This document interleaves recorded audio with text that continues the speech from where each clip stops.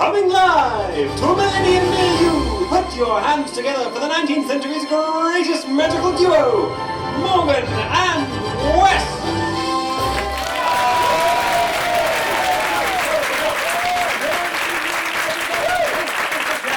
I'm Morgan West, together we are, Morgan and West, magician, time travellers, and all-round spiffing chaps. And we begin this evening with a very quick trick. very quick, A trick, in fact, using this bottle and this glass, and these two tubes. Now, the trick itself is a simple one. To begin, I simply cover the bottle with a tube like so, and then I cover the glass with a tube like so.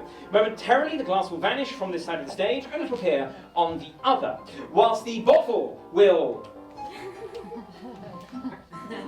vanish. Something the matter? Could have sworn I had a bottle there. Oh really? Never mind. Never mind. Start again. Start again. Time for a very quick trick. Very quick. A trick using this bottle And this glass. and these two tubes. Now, the trick itself is a simple one. To begin, I simply cover the bottle with a tube like so, and then I cover the glass with a tube like so. Momentarily, the glass will vanish from this side of the stage, and it will appear on the other, whilst the bottle will vanish. Something the matter? Could have sworn I had a bottle there. Oh really? Never mind. Never mind. Start again. Start again. Time for a very quick trick. Very quick. A trick using this bottle This glass. and these two tubes. Now, the trick itself is a simple one. To begin, I simply cover the bottle with a tube like so, and then I cover the glass with a tube like so. Momentarily, the glass will vanish from Mr. West. Yes, what are you doing? Oh, nothing. Nothing. Nothing. Nothing. Nothing. Nothing. Nothing. Show me your hands. Okay. See? Nothing. Yes, and the other one. Okay. See? Nothing. At the same time. At the same time. Same time.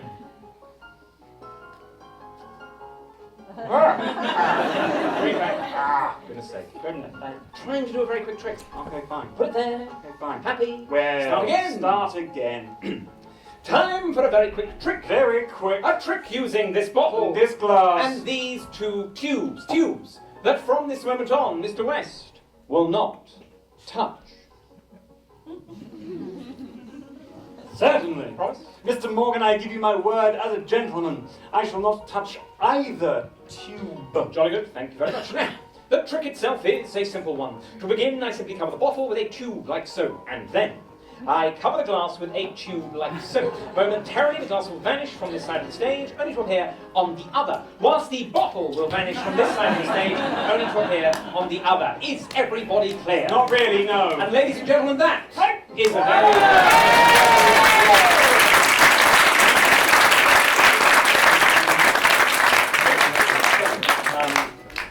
Sorry, not quite enough time to sort myself out with everything going on. Sorry. With you in a, sorry, terribly unprofessional. I'll be with you in a tick. Just a moment, sorry. Oh, yes, there we are.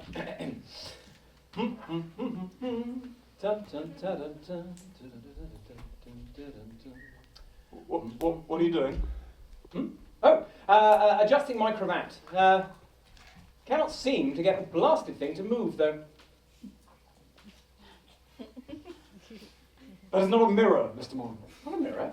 What on earth do you mean? Look, black jacket, Yeah, black jacket, yes. blue and white striped waistcoat, blue and white striped waistcoat, fetching gold cravat, fetching gold cravat. It is clearly a mirror. I mean, look at your side. Grey jacket, grey jacket, blue and white stripes, blue and white stripes, red cravat, red cravat. Look, I will grant you, they do appear to be a touch broken. And the owl? I'm not holding an owl. No, must have flapped off. Flapped off. Yes, you know, back to Hogwarts. Back to Hogwarts. On the old Hogwarts Express. Choo choo. No, the owls don't take the Hogwarts What Express. if they have their own carriage? The whole point if of it all being the owls owls is were to to rather flap have- at once, so Why are we talking about owls? You smell. Do the next bit. Okay. Magic is all about doing the impossible. The problem with the impossible is that it is. Impossible? But when we, as magicians, say we are doing the impossible, what we mean is we are making the impossible seem to occur. When you get right down to it, what we do for a living is pretending to do things that we cannot really do. In front of an audience of people that knows we cannot really do that, but is willing to pretend we can. Magic exists only in the mind of the spectator. All we aim to do is give you the gift of a moment of impossibility. Tonight, we give that gift specifically to you, sir. What's your name? Neil. Neil, join me on the stage. A round of applause for Neil.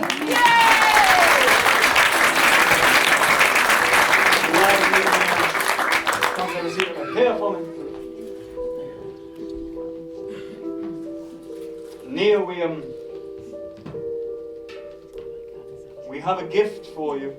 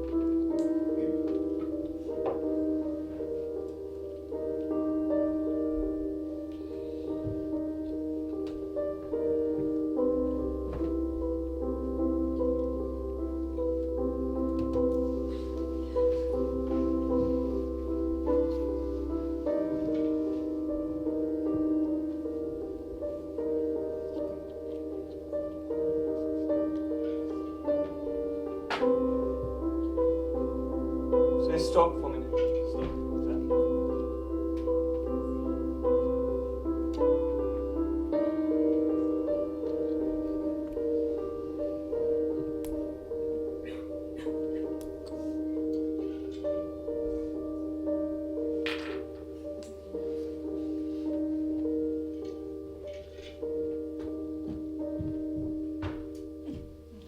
Put your signature on that line then.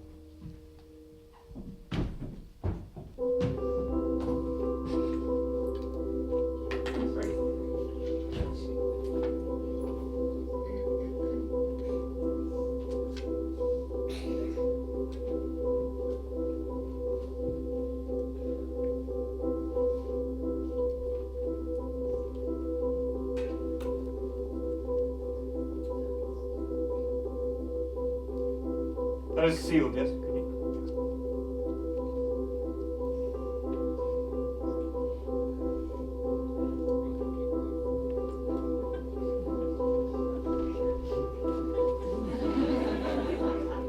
Watch closely.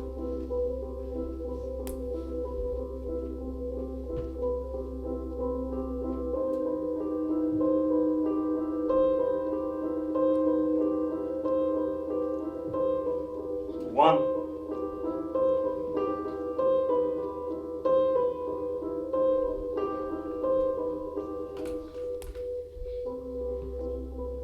Two.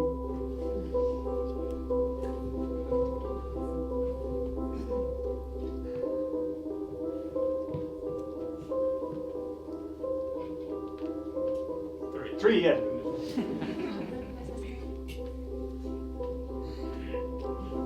Four. Ready? 1, 2. 3. Neil, join me a moment.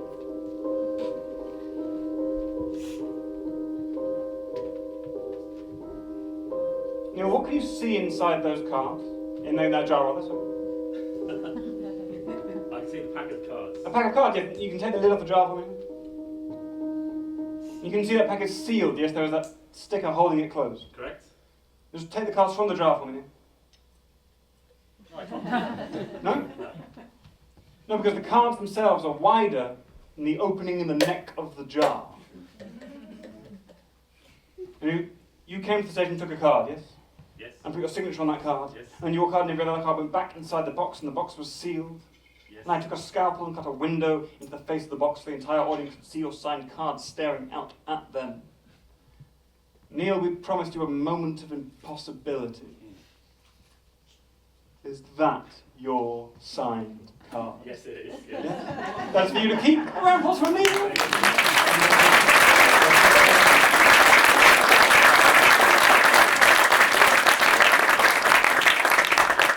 Ladies and gentlemen, if you'd all please oblige me by raising your left hand. That is this side of you. No, not you. And repeating after me. I do solemnly swear. I do solemnly swear to not be annoyed when I realise that this oath is a shameless ruse. To see who in the audience is wearing a ring. Bless you for finishing that. Yes, indeed. You see, as magicians, we do occasionally need to borrow objects from people with which to do our magic. Otherwise, what we're doing is little more than, well, very peculiar interpretive dance. Madam, a little further back. Here you are wearing a ring, yes? Yes, looking around, madam. You are wearing a ring, yes? Yes, Does- it's my wedding. It's a ring. Does it come off with relative ease? Your name? Shaheen. Shaheen, would you join us? Ladies and gentlemen, a big round of applause for Shaheen.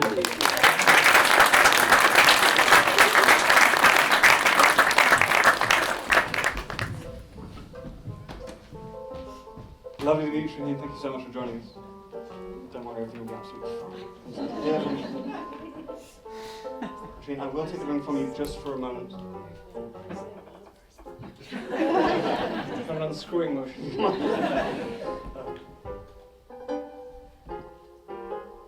A ring. Now, Shaheen, we will keep this ring safe. Safe, Shaheen. With 100 other rings. Just on the top there.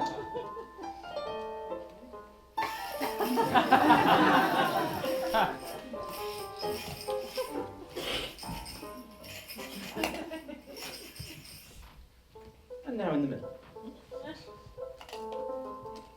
A ribbon.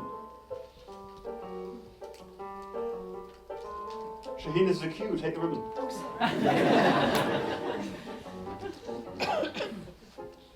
A needle. And a paper bag. But importantly, Shaheen, an empty paper bag. Yes. Nothing in the bag. In fact, you can all see here, nothing in the bag. Very good.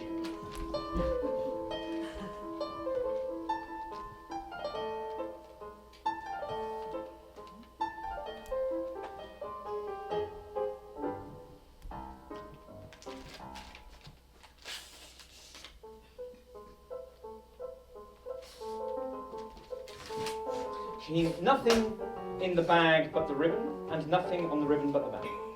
Happy? Yes. Let's see here.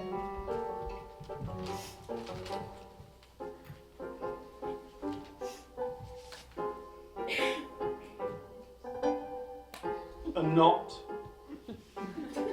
Shaheen, your right hand just like so, if you'd be so kind. Thank you. Do hold on nice and tight. Wonderful. Once again, nothing in the bag, nothing on the ribbon. That's correct. Wonderful. I'm going to count to 3 and say the word pull. When I count to 3 and say the word pull, I would like you to pull that way very, very sharply indeed. A brief recap, that will be 1, 2, 3, pull, and then you pull. But not that. 1, 2, 3, pull. Oh, gosh, not this 1, 2, 3, pull, nor the next 1, 2, 3, pull. In fact, Shaheen, the 1, 2, 3 pull upon which you should act is, of course, the final 1, 2, 3 pull, which does precede the penultimate 1, 2, 3 pull, which follows swiftly on from the anti-penultimate 1, 2, 3 pull, which in many ways was that 1, 2, 3 pull. All clear? Okay. Excellent. Nothing in the bag? No.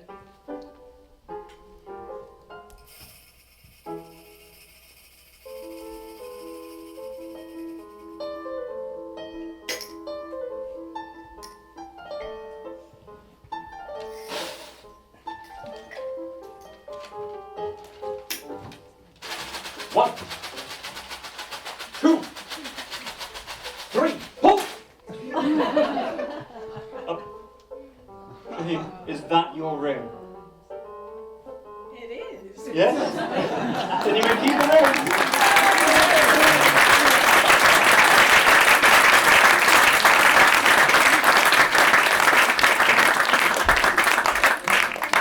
Human beings have 5 senses. Ophthalmoception.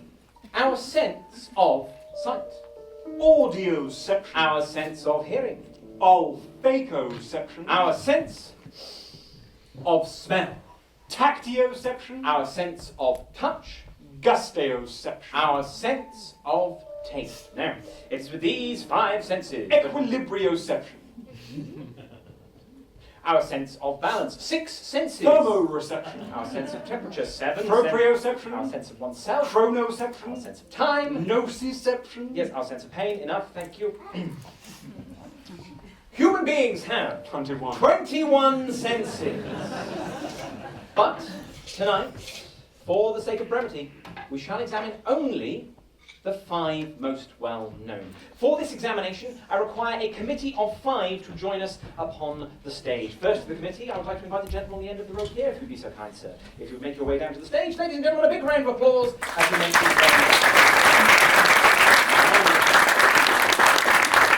Committee member number 2, madam, you would be perfect if you'd be so kind. A round of applause for this lady here.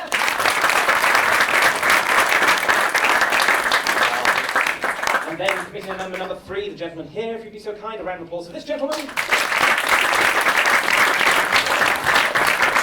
number 4, you sir, if you'd be so kind as well. A round of applause for number 4 here. And last but by no means least, I do prefer to have the innocence of youth upon one's committee. As a result, madam, would you be so kind as to join us on the stage? Marvellous. A round of applause for this young lady. You will note before you we now have 5 members of our committee, and as we've established, there are of course 5 cardinal senses. Some of you by now will have realised that the committee's here in something of a one-to-one relationship with those senses. That is to say that they are here to act as your eyes and your ears. And to a lesser extent, I do suppose, your noses, your fingers, and your tongues. More importantly, they are here to ensure that everything is above board, precisely as you see it.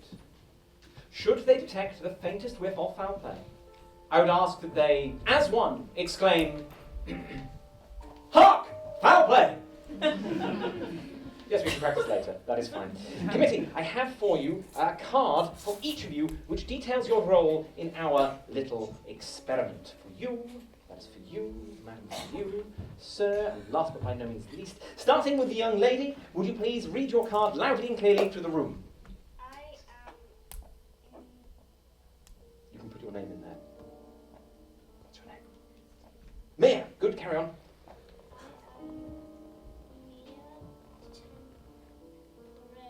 Ophthalmologist.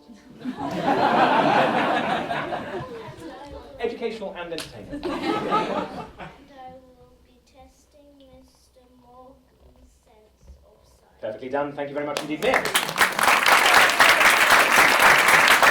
I'm sure the rest of the committee will forgive the audience if they do not applaud everyone's reading. Sir, if you'd be so kind. I am Matt, temporary audiologist, and I will be testing Mr. Morgan's sense of hearing. A pleasure, Matt. Madam. I am Tonya, a temporary olfactologist, and I will be testing Mr. Morgan's sense of smell. Delighted, Tonya. Matt, sir. I'm David, temporary tactiologist, and I will be testing Mr. Morgan's sense of touch. A pleasure, David. And finally, I'm Anthony, temporary gastrologist, and I will be testing Mr. Morgan's sense of taste. thank you, Anthony. Mia, we'll begin with you. Join me over here. I'll take the card. 1. Now, Mia, I hold in my hand 50 blank cards. In a moment, I want you to reach over and lift up some of the cards like that and hold them out, pointing towards Mr. Morgan like so. Understand? And when you do this, Mia, try to take more than about 10. But also, try to leave me with more than about 10, so you take somewhere in the middle. Otherwise, this is quite easy for Mr. Morgan. Just lift some up. And just hold them out, sticking out like that. This is a test of sight. Begin. Oh, just if you could tip them forward. Yes, marvellous, thank you. Right, yes, got it. 22 cards. Come with me.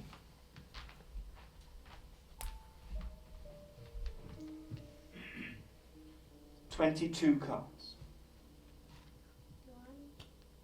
1. 2. Yes, whilst Mira is still young. Okay, little. 3, 4, 5, 6, 7, 8, 9, 10. Happy so far? Good. 11, 12, 13, 14, 15, 16, 17, 18, 19, 20. Happy so far? 21. 22 cards exactly. Except the point of the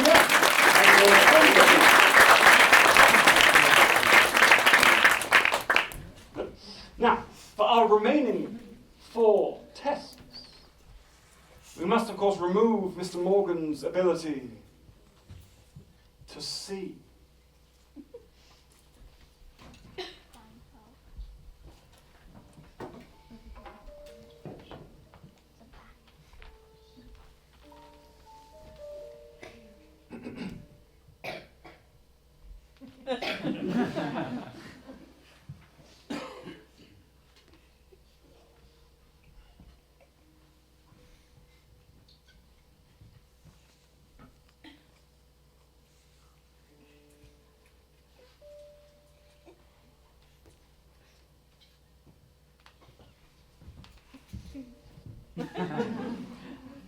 So your next join me over here. I'll take the card from you, sir. Wow. This is a test of hearing. So repeat after me. How can a clam How can a clown cram cram into a clean into a clean cream can? cream can? How can a clam cram into a clean cream can? How can a clam cram into a clean cream can? Very good, sir. Very good indeed. Thank you very much. I do apologise about the complexity of the tongue twister. However, I do assure you of its necessity. You were attacked it with some gusto to begin with. Your voice was fairly steady and measured throughout, even on the entirety of the tongue twister, although a little pause towards the end, unfortunately, suggesting to me a quick and agile mind, a mind of youth. I would say, sir, that you are 29 years of age. Is that correct, sir? It is. In fact, given the cleanliness of the C's, the finality of the consonants at the ends of the letters, you are an autumnal birth, I believe, and a slight lilting on the L. I would say you were born in the month of October. Is that correct, sir? Correct. Would you say the word cram for me, please? Cram. And once more, cram. Once more. Cram. Yes, refusing to roll the R, even when prompted. So that is a prime birthday, I believe. Although I was a little unsure, to be perfectly honest, of 29. I could have placed you at 28. I think, sir, that you were born, in fact, on the 11th of October, 1989. Many happy returns for yesterday. Is that correct, sir? That's correct. We test the hearing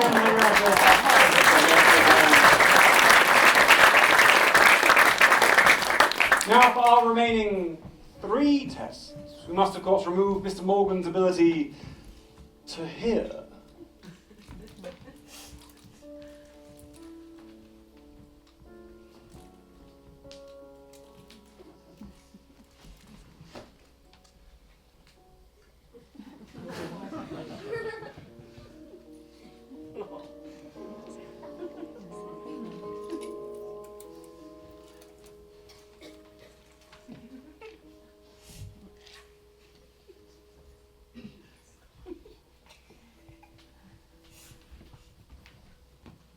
Now, next come stand here for me.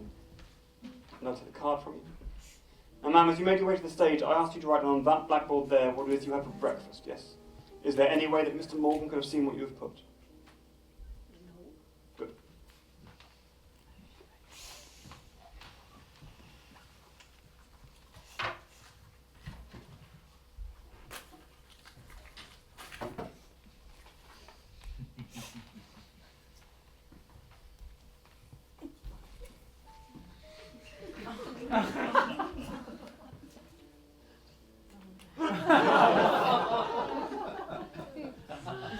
And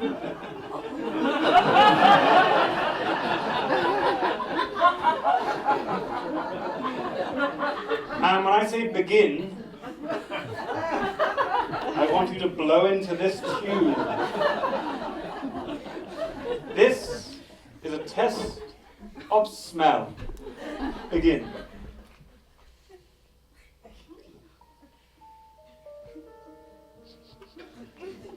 Yes, once more, please. I believe that is lunch.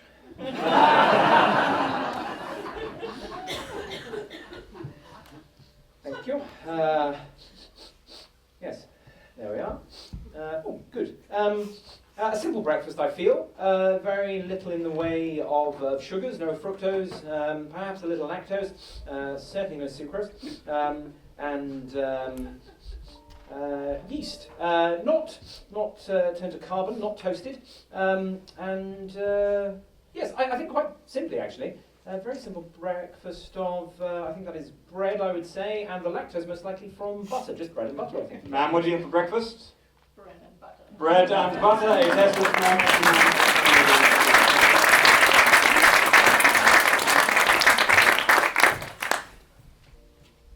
For our remaining 2 tests, we must now remove Mr. Morgan's ability to smell.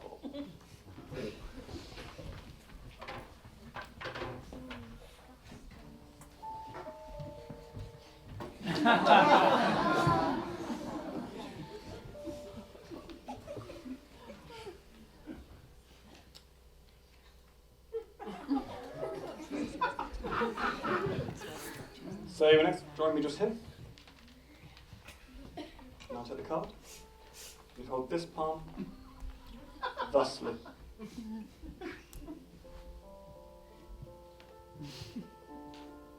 This is a test of touch.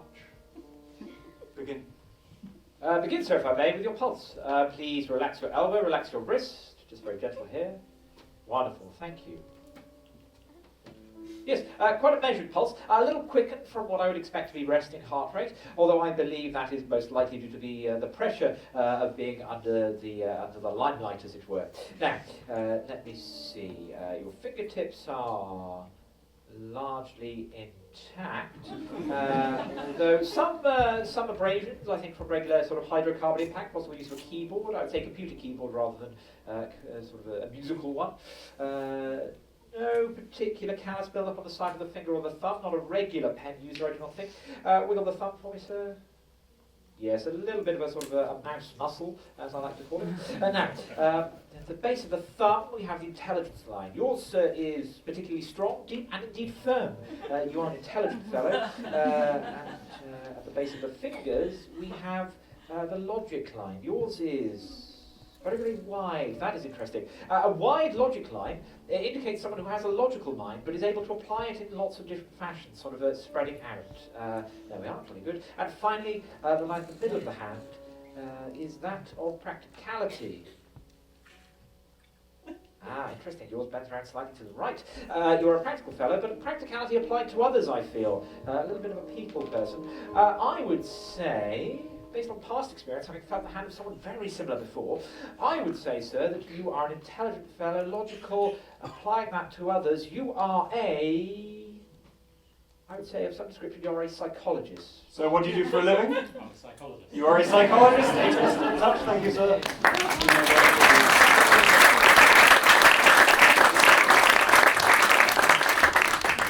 For our final test, we must now remove Mr. Morgan's ability to touch.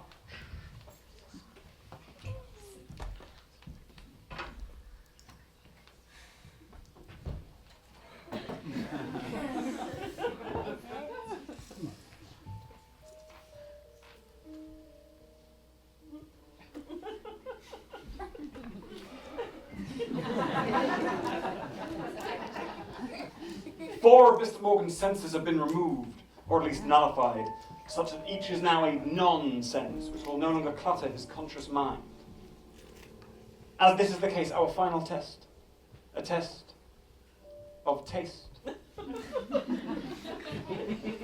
is 80% nonsense.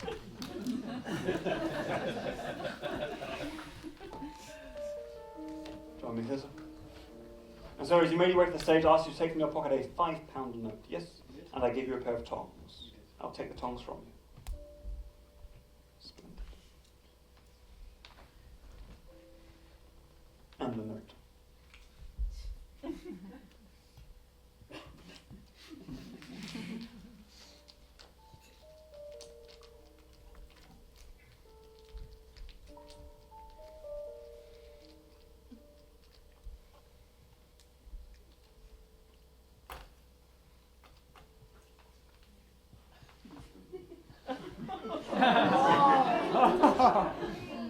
This is a test of taste. Begin.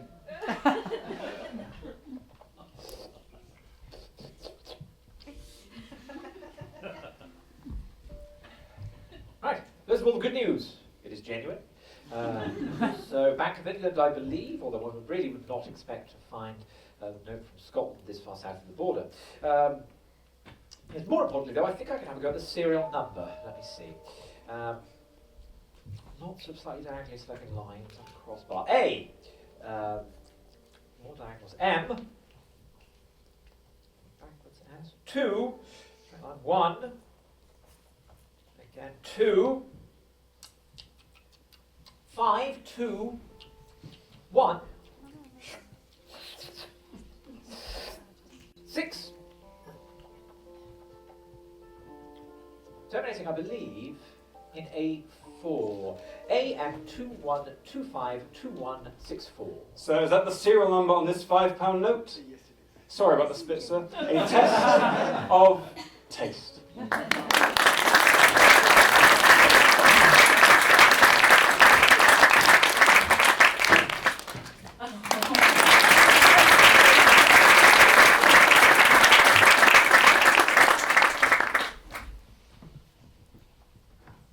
Ladies and gentlemen, pay keen attention. Do not adjust your viewing apparatus. And whatever you do, do not blink, not even for a second, for this is the fastest trick in the known universe. 3, 2, 1. Ladies and gentlemen, that was Morgan West's costume change.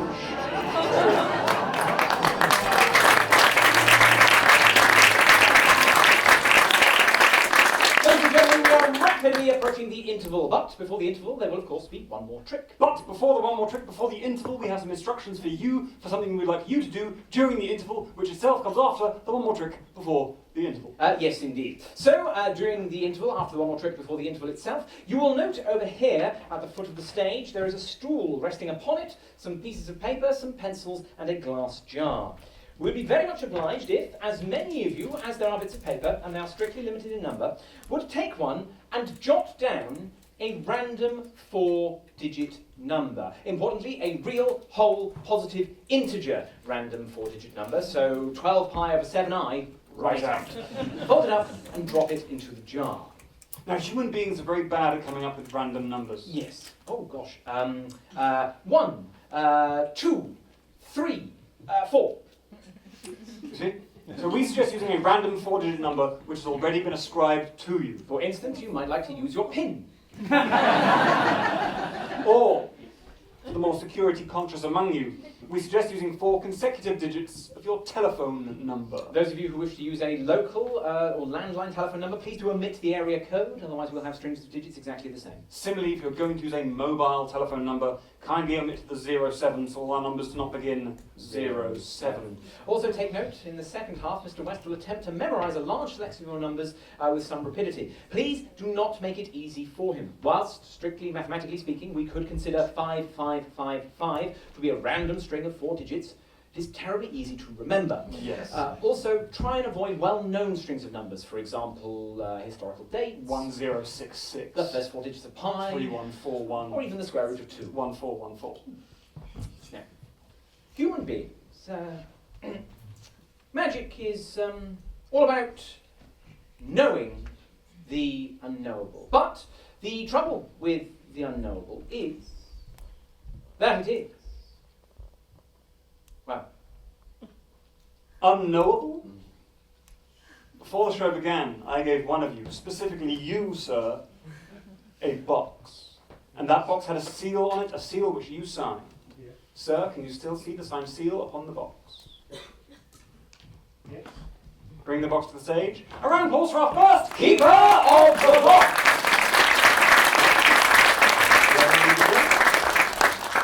Just Here, delighted to meet you, sir. How do you do? Just here, please, if you'd be so kind. Now, I'm sorry to say, sir, that your time with us as keeper of the box may be short-lived. That is to say, that you are a known quantity.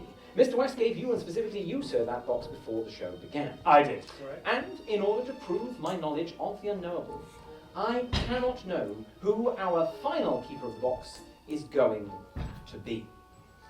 To that end, we're going to give you, the audience, 30 seconds, during which time a piece of music will play. During which piece of music anyone may come to the stage and take possession of the box. If you do so, you will remain as the new keeper of the box, and the current keeper of the box will go back to his or her or their seat. As many people may do this as they wish, and whoever is holding the box, when the music stops, will be our final keeper of the box. Think of it as pass the parcel with a shifted frame of reference. The only rule Yes. is that to partake in this, you must be at least 13 years of age. Because the minds of the very young are beyond unknowable. So, ladies and gentlemen, you have 30 seconds to determine our new keeper of the box.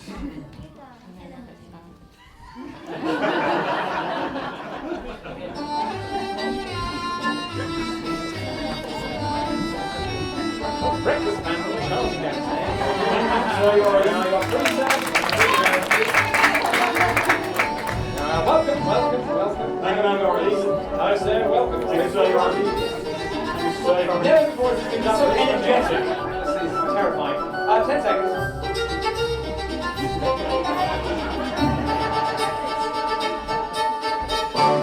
Time's up. Yes, indeed. Ladies and gentlemen, a round of applause for our final keeper.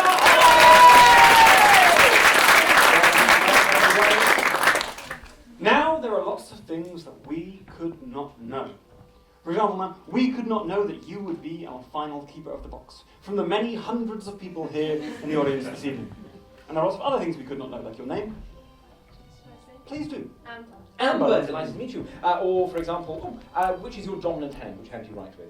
90%, I suppose. Right hand, yes, jolly good. Or what is your favourite colour? Black. Good choice. Yes, mine too. Sorry, that was just a dull colour thing. Never mind. Sorry. Importantly, Amber, those are not unknowable facts. Because, well, for starters, you know them. Yes. They are things you know. Yes. We need something you do not know, like, what is in the box? Now, Amber, you do not know what is in this box, do you? And I'll be honest, I don't know what is in this box. That is because the only person who knows what is in this box is Mr. Morgan. Yes, you see, Amber, I was the person who placed something inside that box and sealed it shut before the show began. How terribly mysterious. Now, Amber, I imagine you, like me, and the many thousands of people in the audience this evening are eager to find out what is in that box. Oh yeah. And to do this, all you need to do, Amber, is provide us with something. Specifically, a piece of information. Even more specifically, a piece of information, Amber, that you do not know. But it cannot just be something that you know you do not know, Amber. Because really, if you know you do not know something, in a way you know it. Now, Amber, we need you to provide us with something that you do not know. You do not know. We have wrestled with this philosophical conundrum on your behalf, and will be assisting you in your search by providing you with all 1,700 pages and 240,000 words that make up the most recent publication of that most long-serving and oftentimes overlooked of tomes, the Oxford English Dictionary. Is that the biggest cloche you could find? It is the concise version of the dictionary. Amber, the dictionary is for you, madam, if you would take that. Thank you very much. What I would like you to do, please, is open it up and leaf through it until you find a word that up until this point in time you did not know. When you have found one, do keep the page, you will need it momentarily. Do have a good look through. If that should be a difficult task for you, should you have a particularly wide-ranging vocabulary, do feel free to settle upon a word that, although you are aware of, you do not use on a regular basis. For example, I am perfectly cognizant of the word eigenvector, but do not use it on a day-to-day or even year-to-year basis.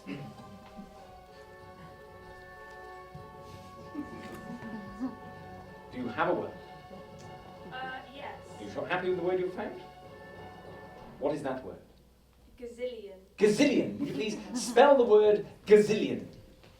G. G. A. A. Z. Z. I. I. L. L. L. L. I. I. O. O. N. N. Gazillion. Gazillion. Would you please give us the dictionary definition of the word gazillion? A very large number or quantity. A very large number or quantity. Finally, and would you please use the word gazillion in a sentence? Gazillion is spelled G-A-Z-I-L-L-I-O-N. Yes, perfectly done. I would have gone with, at this moment in time, I was unaware of the word gazillion, but that is just as good, frankly, so very well done there. Amber, Yes. you have provided us with something that you did not know. So now we can find out what is in the box. Yes, indeed. You see, before the show began, I placed something inside that box and sealed it shut. Something amazing, something astonishing, something truly unknowable. And now that you are here with us and have provided us with the word gazillion, we shall open the box and find out what is inside. And inside this box is another box. Another box, yes indeed, a box within a box. Who would have thought that I, Mr. Morgan, would place a box within a box? Truly amazing, truly astonishing, truly, thank you, truly unknowable. However, inside this box we shall find. Yes, inside this box we find another box. Another box, yes indeed, a box within a box within a box. Who would have thought that I, Mr. Morgan, would place a box within a box within a box? Truly amazing, truly astonishing, truly unknowable. Box number... No, it's good. Box number 3, however, I mean, contain. the fact that you are now enumerating the boxes does not fill me with confidence this is anything other. It's another box. Another box, yes indeed, a box, then a box, then a box, then a box. But, Amber, what do you believe is contained within box number 4? I feel like you might double cross me, so is it not a box? Not a box. Amber, I'm afraid that is where you would be incorrect. It is, in fact, another box. A box, then a box, then a box, then a box, then a box. But the more physically astute amongst you will have noticed we have run out of room atop the dresser, hence the charade is over. Amber, the 5th and final box, or at least its contents, are for you, madam. Would you please open it up and take out what you find inside? You find A letter? a letter. Who is that letter addressed to? A young blonde lady with red shorts and a black and pink lace top. A young blonde lady with red shorts and a black and pink laced top. I believe you will find, in fact, Amber, that that envelope is addressed very specifically to you. Now, of course, I could not have known that you would be our final keeper of the box from the many millions of people present here this evening. But that in itself is not truly unknown. Amber, Yes. we could not have known that you would be our final keeper of the box from the literally infinite number of people who are with us this evening. But even you could not have known you would pick the word gazillion, because until this moment, you did not know that word. Amber, before the show began, I took a piece of paper, wrote a word upon it and sealed it shut inside an envelope, addressed to a young blonde lady with red shorts and a black and pink lace top, and sealed it shut inside 5 consecutive boxes. Amber, to prove my knowledge of the unknowable, open up that envelope, take out the piece of paper and tell everyone what you find within.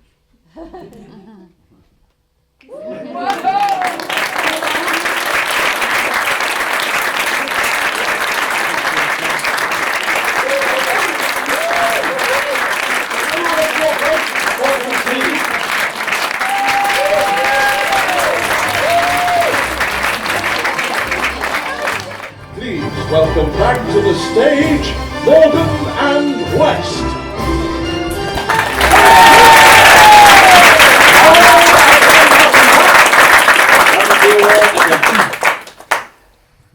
Misdirection. Miss from the Germanic root, meaning bad or wrong. Direction from the Latin directus, meaning to set straight or guide, giving us misdirection, wrongly guiding an audience. Now, contrary to popular belief, misdirection is not this. Gadzooks, look! A diversion of some kind. Nor is it this. Do not look at this. Misdirection is, in fact, control of the attention of an audience.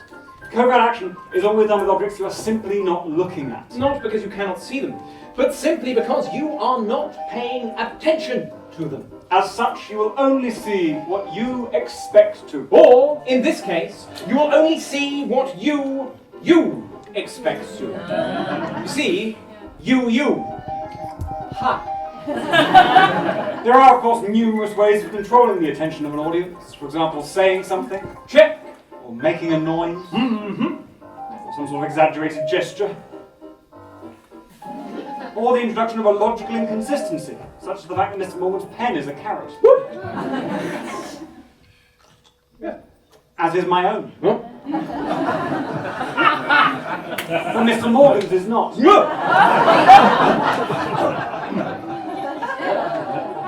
And nor is my own. And such grandiose misdirection allows the production of much larger effects. Which, of course, is how I came by Mr. West's shoe. Yes, and by the same token, how I acquired Mr. Morgan's waistcoat. Misdirection.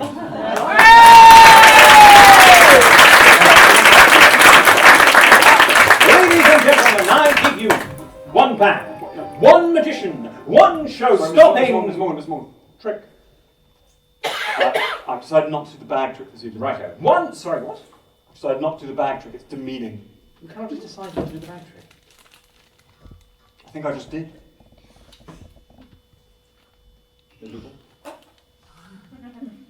Ladies and gentlemen, we are, you've hopefully noticed by now, magicians. And if there's one thing magicians are known for doing... It is, of course, pulling rabbits from hats. No, not that. Soaring people in half. No, not that. Being horribly smug. No. There's one thing magicians are known for doing. It is card tricks. People love card tricks. By which Mr. West means that magicians love card tricks. Yes. However, after hundreds of years and thousands upon thousands of card tricks being invented, they have all started to get a bit samey. Yes. So to combat this, we now present you a card trick in its condensed state. In its pure and indeed unadulterated form. This is the essence of a card trick. And as this is the essence of a card trick, ladies and gentlemen, I give you my word, there shall be none of this. A perfectly regular deck of 77 cards. Nor any of this. Pick a card. Any card. Certainly none of this. In fact, just say stop. Stop. You stopped me there. Did I? Yes. And absolutely none of this. I shall now just randomly mix up the deck, in no way keeping track of your card, despite being an accomplished sleight of hand artiste. Was that your card? Nobody cares. No one cares. You see, because this is the essence of a card trick, all Mr. Morgan and I require are 10 cards each. 10 cards each, and in fact, the help of one of you. Very specifically this evening, in fact, let me see, you sir, your name is? Steve. Steve, would you join me on the stage, please? Ladies and gentlemen, a round of applause for Steve. Nice to meet you, Steve, and you, sir. Just here, please. Thank you. Now, Steve, Mr. Morgan and I each have 10 cards. But do not take our word for it. No. With your left hand like so. And your right hand as well, please. Marvellous. 1, 2, 3, 4, 5, 6, 7, 8, 9, 10. 10 cards each. Thank you, Steve. Now, Steve, you'll in fact note that all of my cards are black. And all of my cards are red. Steve, all I would like you to do, please, is to think of any one of my black cards. Do you have a card in mind? Marvellous. Now watch very closely, Steve.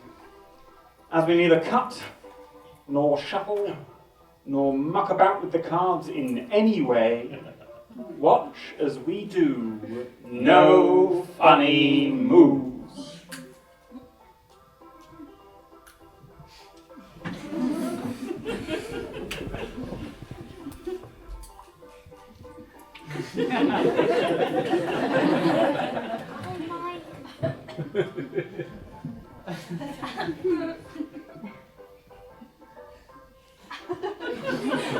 And yet, this is the essence of a card trick. 1, 2, 3, 4, 5, 6, 7, 8, 9, 10, 11 cards, Steve. Steve, you thought of one and only one of my black cards, yes? For the first time, loudly and clearly, what was the card that you were thinking of? 8 of spades. The 8 of spades. The 8 of spades. And Steve, is the 8 of spades now present amongst these 9? No. For Steve, to use the vernacular, the 8 of spades has, in fact, vanished. Well, not quite vanished, just your left hand, Steve. Red card. Red card. Red. Red. Red. 10 red cards. Steve, if this 11th card is not only a black card, if this 11th card is the black card you merely thought of, the 8 of spades. Steve, I imagine the audience will go wild with applause.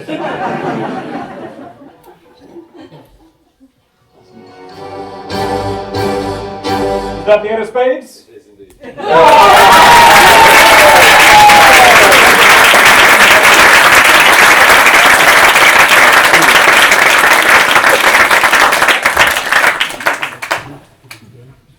The trouble with being a magician is that nobody trusts you.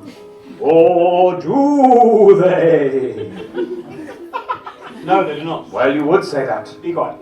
You see, no matter how fair we try and be, people accuse us of cheating. So, this next trick will be done as fairly as is humanly possible, and we promise not to cheat. All we require for this trick are 3 cups and something to go in them. Now, if you were to use a ball or a coin or something like that, you would quite rightly accuse us of using sleight of hand. So instead, we will do something it's impossible to do sleight of hand with. Flowers. Not flowers, no. Water. Makes much more sense. Unpalmable, unswitchable, sleight of handable water.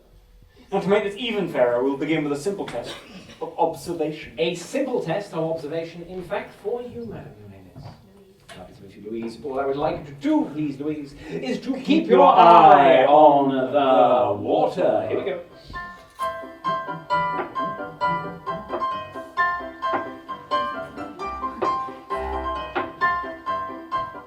And so, Louise, a very simple question for you, madam. Where do you believe the water to be? Is it in the left cup, the middle cup, or the right cup? Left, middle, or right?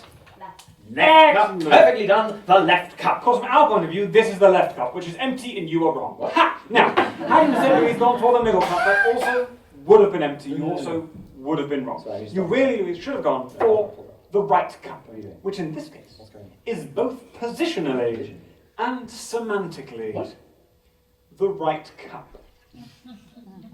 But at least that was totally fair. No, that was not at all fair. What was unfair about that? For a start, Louise said the left cup, and then you showed her the right cup. No, I showed her the left cup. No, you showed her the right cup. There's a very easy way of telling. L for left, No, therefore no, left hand, Mr. therefore West, left. I'm sure that we are all familiar with the principles of L for left. But you see, from Louise's point of view, L for left is in fact the other side. This is my trick where I don't care a jot about Louise's point of view. Oh, I'm so sorry. No. Do that. Do that. Again. Madam with the stripes, your name is? Lydia. Lovely to meet you, Lydia. All I would like to do, please, is to keep your eye on the water. Here we go.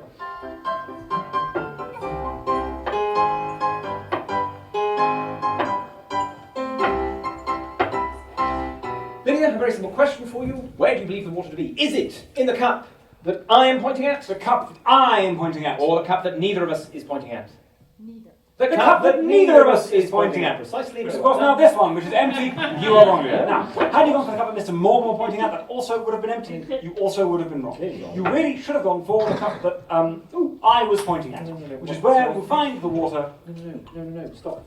But at least that was totally fair. No, not at all fair. What was unfair about that? Well, Lydia said the cup that neither of us was pointing at, and you showed her the cup that you were pointing at. No, she said the cup that neither of us was pointing at. Yes. And I had to move to indicate which one she Yes, meant. and in doing so, you moved. Oh, I did move, yeah. Sorry, everyone. Sorry. We're going to do that again. Gentleman in the front, your name, sir?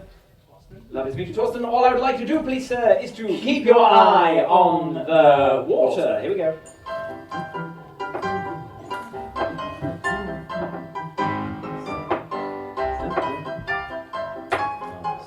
Torsten, I have an idea. Should label the cups. Oh, jolly good. Much simpler. Just label the cup. Excellent. So we have cup number 1. Cup number 1. Cup number 2. Largely redundant. And cup number 3. Almost entirely redundant. And so, Torsten, where do you believe the water to be, sir? 1, 2, or 3? 2. No. Would you like to try again, sir? 3 then.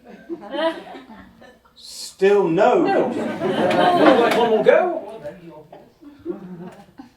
Number 1. Cup number 1. Jolly good. Getting somewhere now. Now, cup number 1 is the middle cup, which I think you'll find, Torsten, is empty, and you were wrong. Now, had you gone for cup number 2, that would have been the left cup, which we have agreed is this cup No, here. that is not Also even the left empty, cup. also wrong. No, you really should have gone for cup number 3, the right cup, which in this case, Torsten, is both positionally and semantically the right cup. What are you doing? But at least that was totally fair. No, once again, that was not at all fair. No? No, well, for a start, I did not know about... Did anyone, in fact, know about the labels inside the labels? No. Well, I heavily implied them. They were heavily implicit. Implicit or not, compound labelling against the rules. Do it again. Fine. We'll do it. Okay, jolly good. Let me see. Gentleman here in the glasses, your name, sir? Martin. Martin, all I'd like to do, please, is to keep your eye on the... You get the Here we idea. go.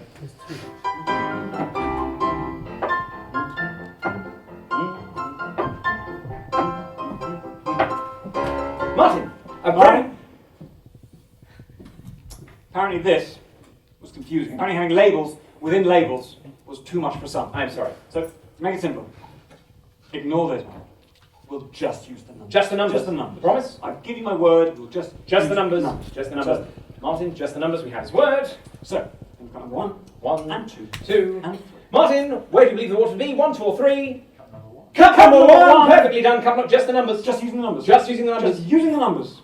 That's cup number 4 minus 3, What? arithmetically totaling 1, because this cup here, which is empty, and you are wrong. Now, had you gone for cup 6 divided by 2, that also would have been empty, you also would have been Divided wrong. by? You should have gone. Why did you bring division into this? 1 plus 1, cup number 2, which is where we'll find the water. And that was, of course, totally fair. No, that was not at all fair. Was that fair about that? Well, for a start, from where Martin is sat, he cannot see the numbers behind the numbers.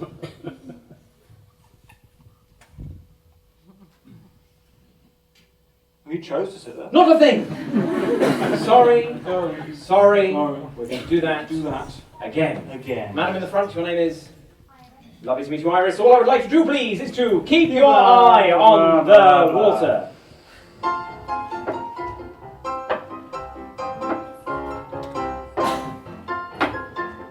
I have an idea. Yes? 3 different cups, Evidently. 3 different colours. Oh, so there are. Therefore, the cups themselves are uniquely identified by their colours. They are. Therefore, I shall ask Iris to call out the colour of the cup that she believes contains the water. Interesting. And you will show us the cup corresponding to the colour called out. The colours on the cup, sir. We accept no substitute. Do you know, I realistically cannot believe we did not think of that earlier. Yes, I know. And so, Iris, where do you believe the water to be, madam? Is it the blue cup, the green cup, or the orange cup? The blue cup! Sense at last. Finally, we're getting somewhere. Blue. So I think you'll find the very clearly labelled blue No! cup is in fact Iris empty, and you are wrong. Yes, Now, sir. had you gone for the very clearly labelled orange cup, that also would have been empty. You also would have been wrong. You really should have gone for the very clearly labelled green cup, which is where Iris will find the water, but at least that was totally fair. No, that was not at all fair. How was that not at all fair? Well, that was the least fair of them all. How was that the least fair of them all? What do you mean, how was that the least fair of them all? What do you mean? What do I mean? How was that the least fair of them all? What do you mean? What do I mean? What do you mean? How was that the least fair of them all? What do you mean? What do I mean? What do you? This is getting silly now. No, it's got silly. I don't use carbon copy. Yes, that is because I put the colours. It was one-to-one labelling Oh, system. Mr. Morgan.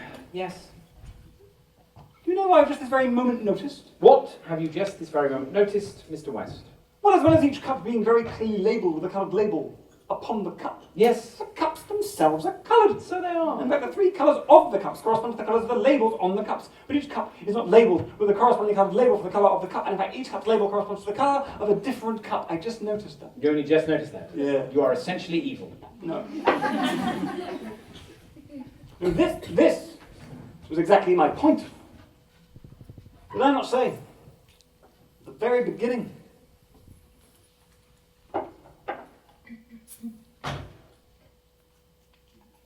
Nobody trusts magicians.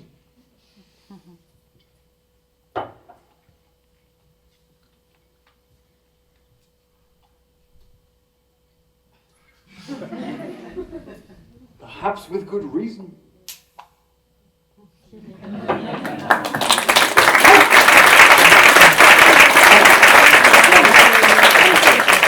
Ladies and gentlemen, I give you one bag, one magician, one show stopping. No, we're not doing the bag trick. All right, slip it in there. We need to slip it in there. In the round of applause. I would notice if we started doing the bag trick. I would have. Magicians have trouble with permanence. Honestly, they are always struggling with it. Constantly.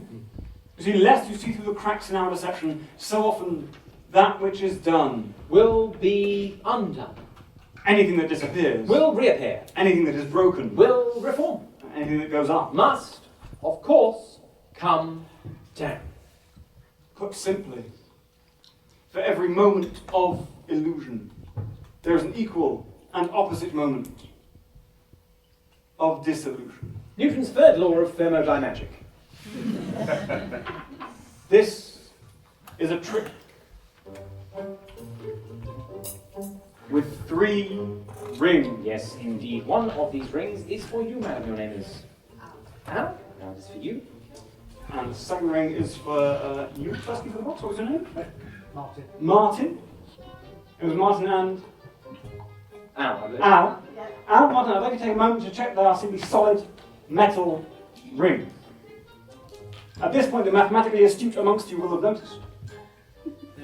That's only 2 rings. That's because the third ring is here. Hello. This is either a clever commentary on a magician's role betwixt effect and audience. Or as a direct result of having left a third ring at a prior engagement and having yet to replace it. Alan, if you join us on the stage, everyone give a huge round of applause.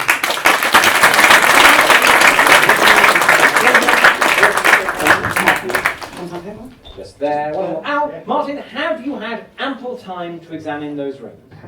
And you are happy they are simply solid metal rings. Yes. There are no breaks, there are no gaps, there are no holes. Except, of course, now for the hole that goes straight through the middle. That is not a hole, that is a topological space. Were it not there, you'd be examining a plate. Oh, yes, very good point. But importantly, are you happy that this ring is as ringitudinal as any ring that ever was sprung? Excellent. And sir, are you happy that yours is the very paragon of ringliness? Yes. Excellent. Hence, I hold and tip my fingers. A tip-top topological toroidal twosome. We must therefore construct the third ring. Yes, indeed. And for this construction, I need some string, please, Mr. West. Oh, sorry, Thank you very much. Sure. And a pair of scissors for you, Martin. Up here. You'd like to cut approximately 30 centimetres of twine for me, Martin. 12 inches, if you prefer. Or 2/3 of a cubit. Your measurement system of choice. Marvellous. Scissors from you. And we use this twine to tie a knot tightly upon Mr. Morgan's thumb. Just round there. So the first thing I'd like is a single knot as tight as you can upon my thumb, sir. Nice and tight. Yes. Oh, yes. Hello. Good. And I'll lend a finger and tie another knot securely on top of that one. Another, just securing- a simple knot again on that, tight as you can. Really Pull, pull, pull, pull, pull, pull. There we are, jolly good. And you're happy that Mr. Morgan's thumb is encircled? Yes. And those knots are tight and secure? Yeah. Wonderful. Ah, yes. The second thumb and therefore second set of knots are for you.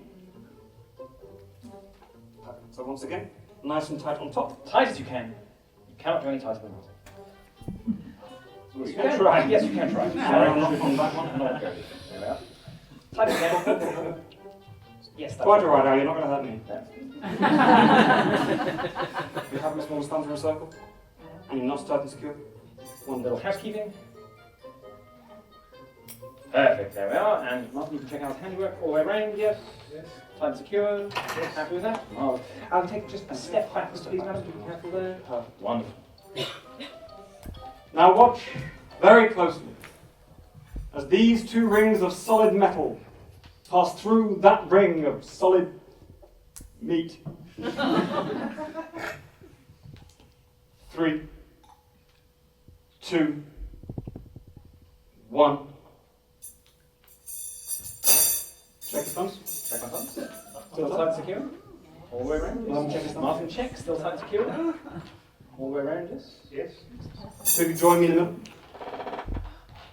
Now, Martin, I'll hand you back your ring. One hand there. Oh, one. In a moment, I'm going to say the word lift. When I say the word lift, I'd like each of you to lift your ring in the air, and at the same moment, Mr. Morgan will pull his thumbs backwards, once again passing this ring of solid meat through these rings of solid metal, returning everything to the state in which we began. Importantly, you tied Mr. Morgan's thumbs together. You are happy they're not so tight and secure. Yeah. You can see his thumb turning a horrible shade of purple. Yes. And you examined these rings, and they were simply solid metal rings. There were no breaks, there were no gaps, there were no holes. Magicians struggle with permanence. That which is done must be undone.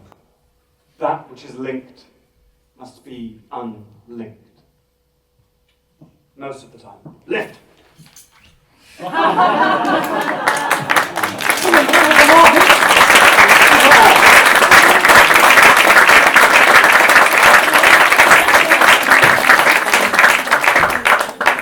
Yes, whenever you're ready. Oh yeah. Hold on. Yes. Here we go. Very nice. Yeah, so, that's it. Right, go. Yeah, there we go.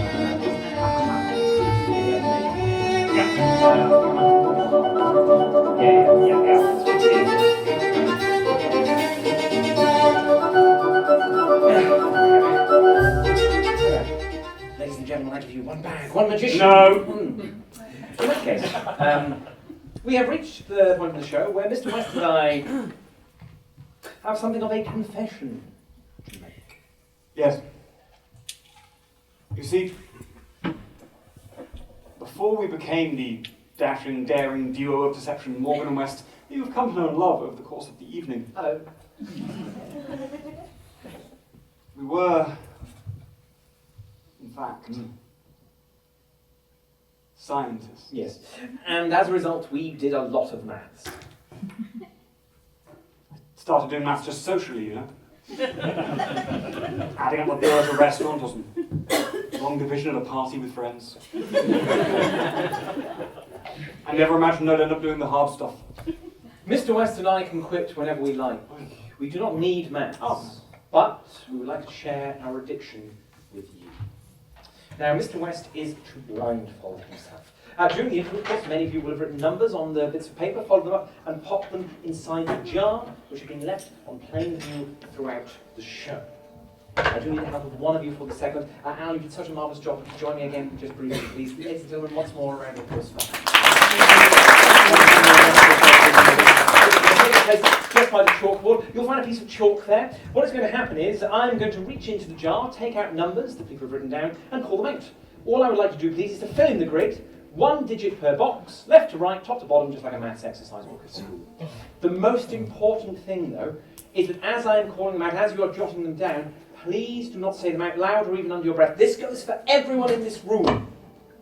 Mr. West will hear these numbers once, and only once, and he will never see them. Understood? Wonderful. Al, are you ready? Mr. West, are you ready? Yes. 3, 2, 1. So, are you counting down or are those the numbers? Sorry, okay. Well, that's not... Sorry, my fault, sorry. Sorry. Are you ready? Mr. West, are you ready? So, yes. Then here we go. Tiny writing. 7, 9, 5, 2, 5, 5, 6, 3, 5, 8, 3, 2. 4 digits rather than just the number 4, so never mind. Ignore that one, but thank you for trying, whoever that was. 3, 0, 6, 0, 2, 0, 4, 7, 4, 4, 3, 6, 8, 1, 0, 9, 5, 5, 8, 9, 6, 1, 4, 7, and finally 2, 7, 5, 4. Well done. A round of applause for Anne. Thank you very much. Please take note, as at this point in proceedings, after hearing the numbers once and only once, Mr. West receives a single sheet of paper.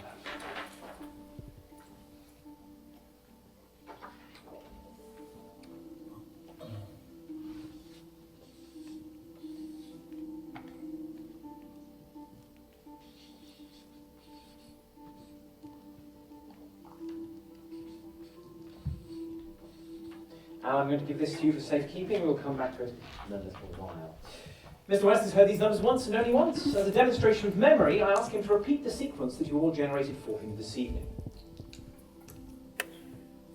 7, 9, 5, 2, 5, 5, 6, 3, 5, 8, 3, 2, 3, 0, 6, 0, 2, 0, 4, 7, 4,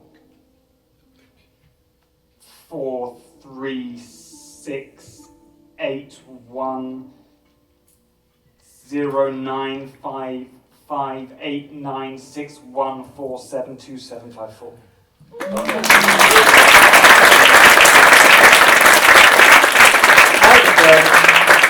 Backwards. 4, 5, 7, 2, 7, 4, 1, 6, 9, 8, 5, 5, 9, 0, 1, 8, 6, 3, 4, 4,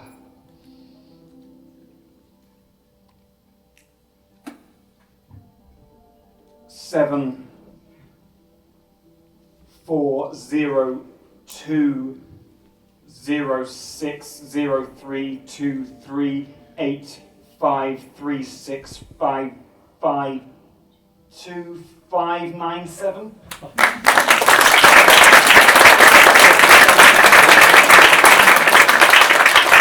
Whilst we've aptly demonstrated Mr. West's memory, we promised you a demonstration of mathematics.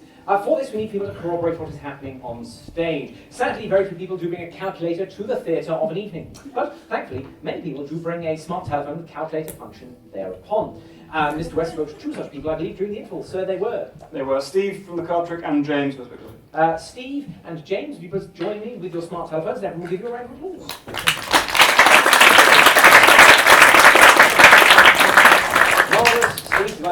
sir. Thank you joining us again. Just on that side of the rug, and you must be James, therefore. Delighted to meet you, sir, just on this side of the rug here.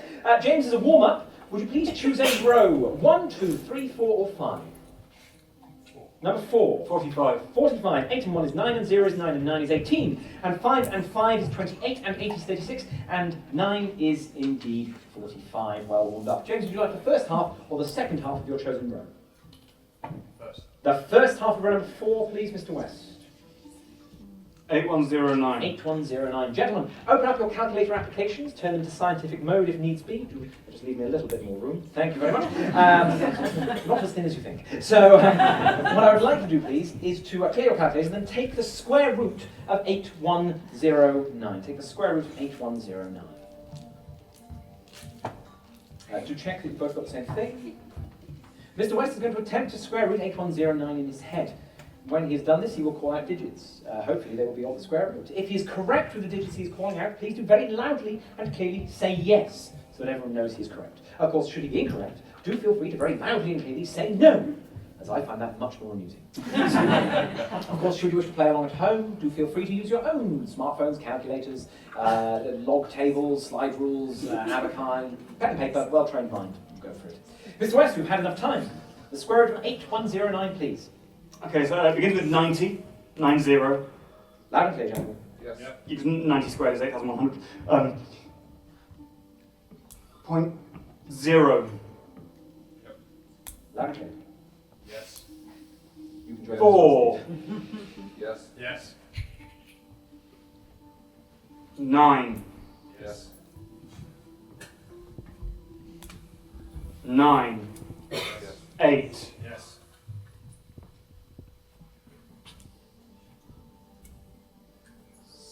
6. Yes.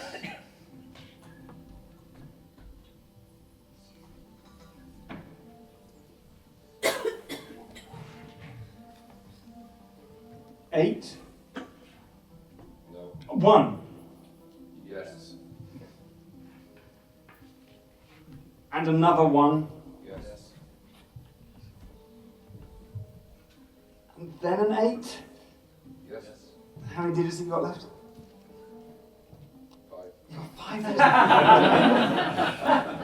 digits. You did pick the iPhone. I did. And I just said 118. That was the last thing I said, did? Yes. So, another 8. Yes.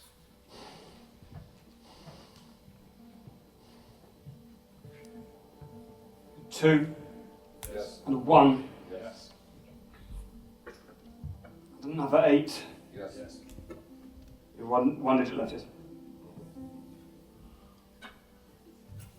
I believe the next 2 digits will be a 3 and a 6, but if you only have 1 digit left, your calculator should round it up, so your last digit will be a 4. No. Ah! One more shot. Oh, it's a 1! Yes. Ah! I'll do it. Round of applause.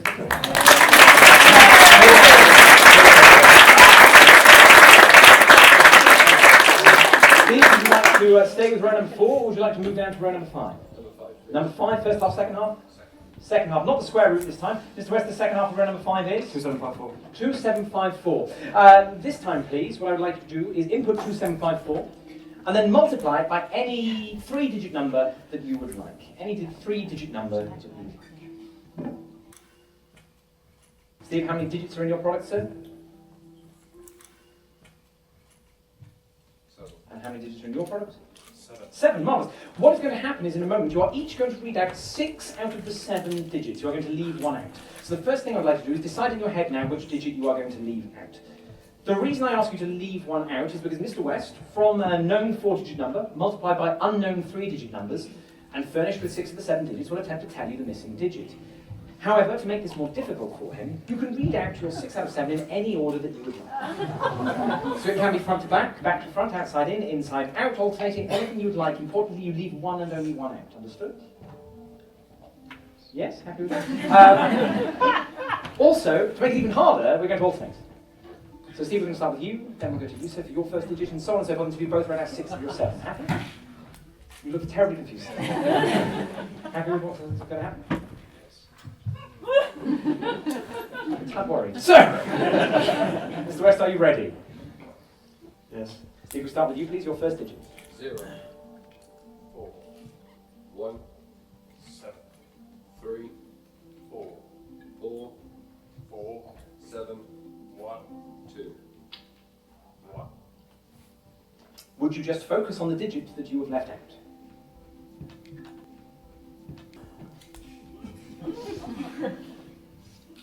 Do we begin with Steve? Yes.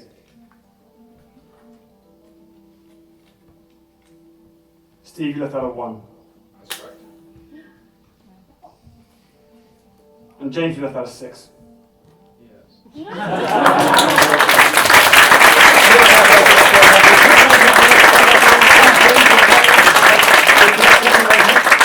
What I'd like to do, please, is finally treat this grid of numbers as if it were 5 very long numbers. For example, the first number would be, Mr. West? The first number would be 79,525,563. Which is how we know Mr. West passed Key Stage 2 mathematics. What I would like you to do, please, is to input that as one number into your calculator, and then press plus and add the next row, press plus, add the next row, and so on and so forth. So you'll input 795255563 plus all the next row plus plus. Check with each other as you go. Do this one row at a time. Check in with each other as you go, because you are both using calculators that you can't go back on. We have 2 of you up here to try and make sure that you corroborate your answers with each other. Accuracy, far more important to us than speed. Happy with what you have to do? Good. Now, Mr. West achieves these things through a mix of techniques. One of them is known as a memory palace. He has a location which he knows particularly well in his head. In this case, I believe it is his home. He wanders around that and uses a mnemonic system to convert the numbers into letters. A 1 becomes an L, a 2 becomes an N, a 3 becomes an M, and so on and so forth. He uses these letters to form words. The words make pictures. He wanders the route in his head and drops the pictures off. When he wishes to recall them, he retraces his footsteps, sees the pictures become words, the words become letters, the letters become numbers, he speaks the numbers out loud. What could be easier? Row number 2, please, Mr. West. So row number 2 goes 58323060. And the reason I know this is that row number 2 begins in my kitchen, and this evening as I walk into my kitchen, in my mind, I see a fish, a huge fish the size of a man, and that fish is wearing a hard hat with a light on it and carrying a pickaxe, and dug into the floor of my kitchen is a deep, dark mine shaft. And as I look down that deep, dark mine shaft, I see that it is entirely staffed by fish with hats with lights on carrying pickaxes, and I look upon that scene in my kitchen in my mind, and I say to myself, that is a fish mine. And because it is a fish mine, I know it is the number 5832, because a 5 is a F, and an 8 is a Sh, and a 3 and a 2 and an M and an N respectively. So a fish mine is the number 5832. The reason it is harder to recite numbers backwards than forwards is that to recite them forwards, I simply walk in and see a fish mine, translate that as 5832 and say it out loud. When I recite them backwards, I walk the route backwards, and I walk backwards into the room. Whilst this is a fascinating discourse into the inner workings of Mr. West's mind, I'm sorry to say that the gentlemen have reached their total, which they agree upon, and so we must move on. They have a total, they agree upon it. I've asked them not to react to Mr. West's declared total. Mr. West, for the first time, please, your total. My total is 300,891,402. 300,891,402. Gentlemen, 300,891,402. A simple yes or no, is that the total? Yes. Yes. Very nice.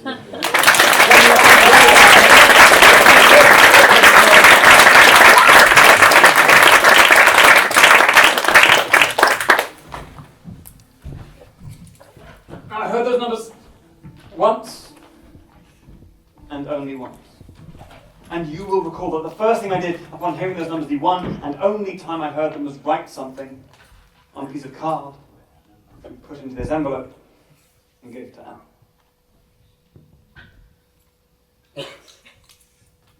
The first thing I did upon hearing those numbers, the one and only time I heard them, was write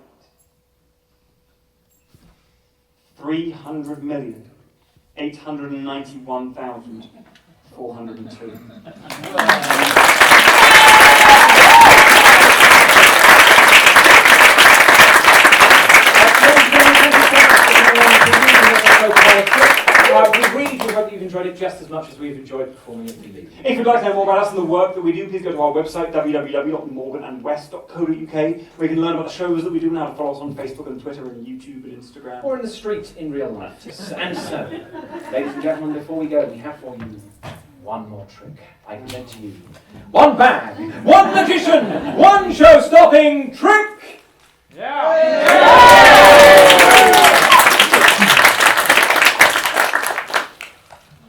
Well, here we go.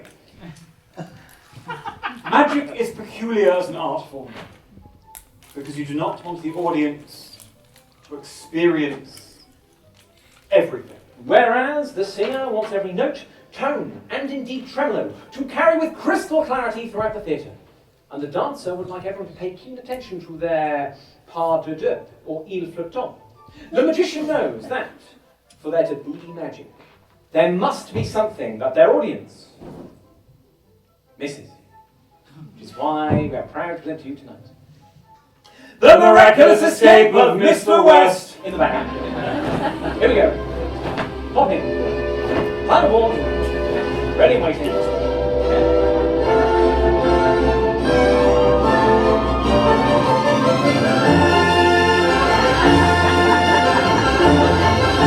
Come on.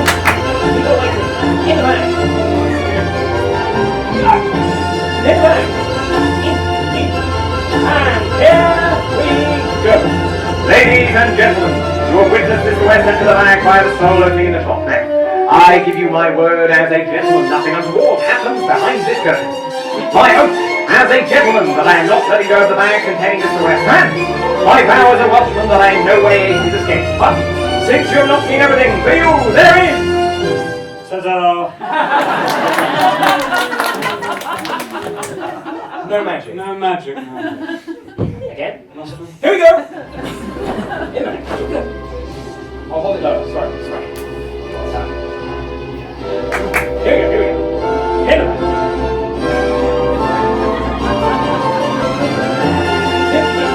And here we go.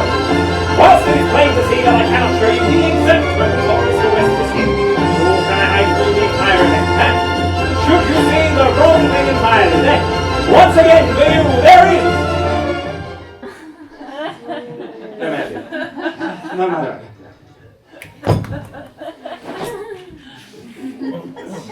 You see, for this to be magic at all, we must first have someone examine the bag from which I am to escape. Oh, yes, good point. And for this we need someone brave Someone and someone clever. Oh, and somebody preferably less than 4 foot tall. Ma'am, your name? Lyra, delighted to meet you. Lyra, do you have an accompanying adult with you? So remind me of your name? Martin. Lyra, would you please join me on the stage? Ladies and gentlemen, a big round of applause for Martin and Lyra. And Martin, you can have one class next stage over that side. Martin comes behind Lyra. Now Lyra, it's your task to check this bag is completely inescapable. Or at least Lyra, as inescapable as cotton can be! Now before we do this, there are 3 questions I have to ask you. Question the first. Are you afraid of the dark? Good. Question the second. Are you claustrophobic? Okay. So, would you be scared if you found yourself in a small space, such as, for example, a bag? Good. Question the third. Are you a professional escapologist? That would have helped actually, but that's fine. Larry, you're going to check the bag's inescapable. To do this, I'm going to put you inside the bag. But I'm not going to hold it closed around you. I'll just pull it over your head so you can stand inside it and look at the inside. Now, Larry, if at any point you do feel anxious or nervous or want to get out of the bag, just remember the safe word is gazillion. Yes. Should you have any difficulty with the safe word, just think, gosh, there is a lot of space in this bag. And it'll be right on the tip of your tongue. So I'm going to pull back over your head. And now you're inside the bag. Look around for any openings, any holes, any doors, any windows, any crevices, any crevasses, anything of the sort. Are there any levers, any pulleys, any ropes, any pulls, any buttons, any press, any buttons you can do, any stitching, any pick, press, unwind? Are there any port holes, any port towels, any port colour, even any port keys? Lara, are there any person-sized holes in that bag? No. Lara, are there any Mr. West-sized holes in that bag? Lara, are you happy? Oh, good. Who here can truly say the same themselves? But are you satisfied that the only way in or out of that bag is the hole at the bottom through which you entered? Good. Now I'm going to pull the bag off of your head. I'll try not to grab your hair as I do it. Lara, you have done a spectacular job and can return to your seats to thunderous applause!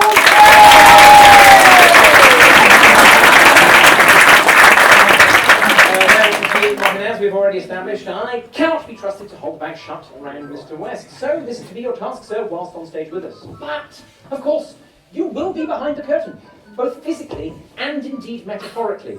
So there would be no trick for you. I feel a crime shame. So whilst you are here with us, you shall, of course, be blindfolded. So take half a step forward and face front for me, sir. Wonderful, just going to place this. Yes, the top pocket is probably the best, otherwise we'll leave them behind. There we are, just pop that very gingerly on the back of your head, like so. Terribly fetching. Now, momentarily you'll use your right hand to grab the bag and your left hand to don the blindfold. Before this though, sir, right hand on heart. Good. And watch your glasses. Swear before everybody here that you will not let go of the bag containing Mr. West until such a time that he has completed his escape, or until such a time, sir, that he has suffocated. I beg your pardon. You so swear. I do so swear. Marvellous. Your right hand grasps the bag. That is your left. There. Yes, right hand. There. Yes. And left hand on the blindfold. And so, ladies and gentlemen, for the final time this evening, here we go. Ladies and gentlemen, Mr. West is a magician, and as such, he is about to effect his escape. And it is, of course, in this escape that we are proud to present to you tonight the miraculous escape of Mr. West.